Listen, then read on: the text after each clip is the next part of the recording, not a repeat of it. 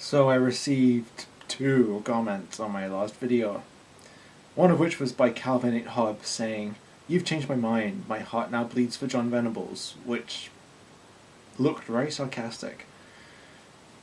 Can't be sure if it was or not, but yes. Yeah, comments like that are hard to read. It's rather ambiguous, and I guess it's the disadvantage to interacting on YouTube and not doing it face to face. Face to face, I would have been able to read into such a statement.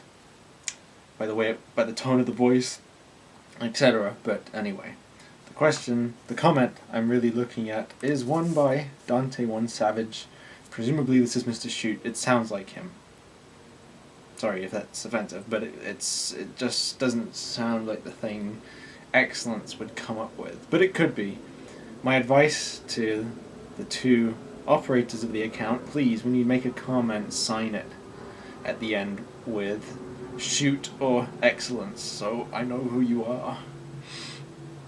Anyway, I think people who have done terrible things deserve to be punished, and in such cases of murder or other extreme crimes, I want the people who have committed these crimes to feel pain and punishment for what they have done, because they have done it to an innocent person. For example, if someone is a rapist, they should be castrated.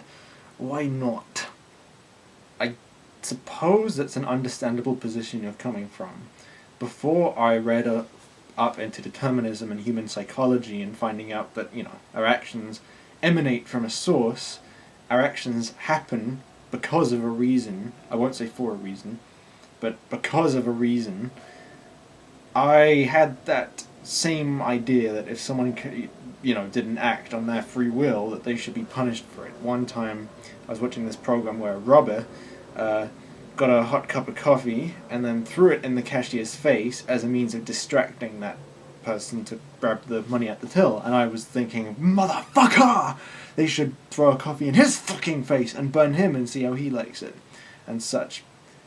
But if you really think rationally about it, it's pretty it would be retarded for the authorities to implement such a thing, because we're trying to say to these people, look, don't conduct yourself in this way. Don't beat other people. Do not inflict harm onto other people. And to try and enforce this rule, we are now going to inflict major harm onto you.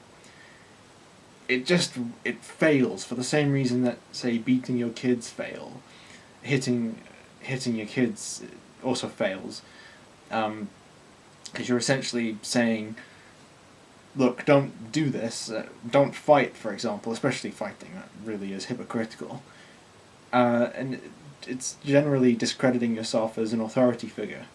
But so there's that's the first thing. You're trying to set an example. So we must treat these people properly as an example of how they ought to be treating others. Now, in the case of rapists, it's very probable that a rapist themselves has sustained rape in their lives. Child rapists, that is. People who rape women I haven't exactly looked into the details of much. But certainly someone who would do that to someone else clearly has sustained damage in some way. And as a woman on the last edition of The Moral Maze wonderfully put it, you're just adding on to the bucket load of pain, which is what brought you to the situation in the first place. It's very likely a rapist has endured pain as it is. Castrating them, what's that going to make them feel like doing? It's probably going to make them feel like castrating someone.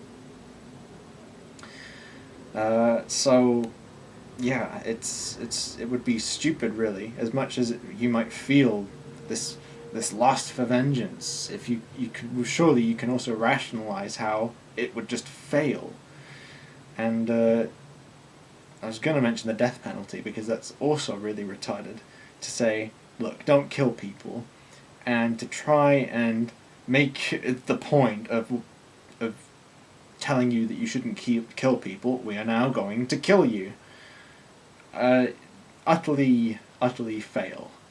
So, Dante One Savage, I hope that answers your question on why I think that castrating rapists is not a solution whatsoever.